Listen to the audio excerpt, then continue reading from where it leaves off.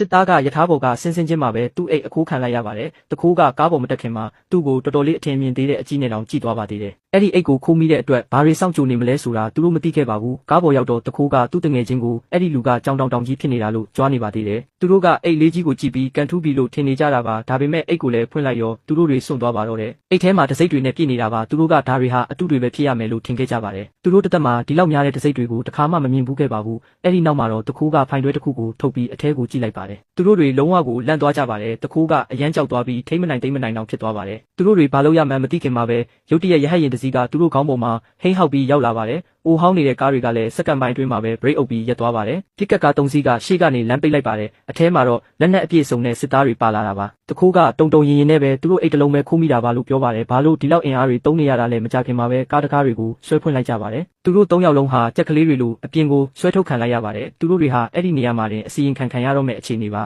အဲ့ဒီအချိန်မှာစစ်သားကရှေ့ကိုထွက်လာပြီးသူတို့ကိုတားလိုက်ပါတယ်သူကဒီတခါတော့တွေးထွက်တန်ယူတွေကိုမမြင်ချင်တော့ပါဘူးနှစ်အတော်ကြာဝေးကွာနေခဲ့တဲ့သူ့မိသားစုနဲ့ချစ်သူကိုပဲသူတွေးချင်နေတာပါသူ့နာမည်ကချက်ဖြစ်ပြီးတတက်မတော်လုံးမှာအတော်ဆုံးစစ်သားရောက်ဖြစ်ပါတယ်ဘရင်ကိုယ်တိုင်တောင်သူ့ကိုလေးစားမှုပေးရပါတယ်သူကသူ့အိတ်ကိုယူပြီးအိမ်ကိုပဲဦးတည်လိုက်ပါတော့တယ်ပြန်ရောက်လာတဲ့အတွက်သူအရန်ကိုစိတ်လှုပ်ရှားနေပါတယ်ပြန်ဆောင်ရမယ့်အချိန်ကိုလည်းစိတ်ကူးရင်နေတာပါလူတိုင်းကတော့သူစစ်ပွဲမှာတည်သွားပြီလို့ထင်နေကြပါတယ်သူ့ရဲ့အထူးအဆင့်တန်းကြောင့်သူဟာအိမ်တကားဝကိုပဲရောက်နေပါပြီသူကသူ့မိသားစုပြောနေတာတွေကိုကြားလိုက်ရပါတယ်အဖေဖြစ်သူကပြောနေတာကတော့သူ့ကိုအန္တရာယ်ရှိဆုံးစစ်မြေပြင်ကိုလိမ်ပြီးမလွတ်ခဲ့ရင်သူတို့မိသားစုဟာအေအေရဲ့ထိပ်တန်းမိသားစုတွေကတခုဖြစ်လာမှာမဟုတ်ဘူးတဲ့ဂျက်တည်သွားပြီးတဲ့နောက်မှာသူတို့တွေကအမြင့်ဆုံးဂုဏ်ထူးဆောင်ပွဲတွေနဲ့ရော်ချင်းငွေအများကြီးရခဲ့ကြပါတယ်ဒါကသူတို့ရဲ့စီးပွားရေးကိုအရှိန်အဟုန်နဲ့တိုးတက်စေခဲ့တာပါဂျက်ကသူ့အဖေပြောတာတွေကိုကြားပြီးစွန့်သွားပါတယ်သူကမိသားစုနဲ့ပြန်ဆောင်ရမယ့်အချိန်တွေကိုအချိန်ချင်းစိတ်ကူးရင်ခဲ့တာပါဒါပေမဲ့ဒီလိုမျိုးမြင်ကွင်းကိုတော့လုံးဝမမျှော်လင့်ထားပါဘူးသူ့ရဲ့စိတ်ဆက်ထားသူဂျက်စီကာကတော့စိတ်အေးသွားတဲ့ပုံစံမျိုးဖြစ်နေပါတယ်အဲ့ဒီတုန်းကသူနဲ့လက်မထပ်ခဲ့မိတာတော်သေးတယ်လို့သူမကပြောနေပါတယ်မဟုတ်ရင်အခုလိုဂျေဆန်နဲ့အတူတူကောင်းကောင်းမွန်မွန်နေနိုင်မှာမဟုတ်ဘူးတဲ့ဂျက်တည်ဆုံးသွားတယ်ဆိုတဲ့သတင်းထွက်လာကြတဲ့ကလား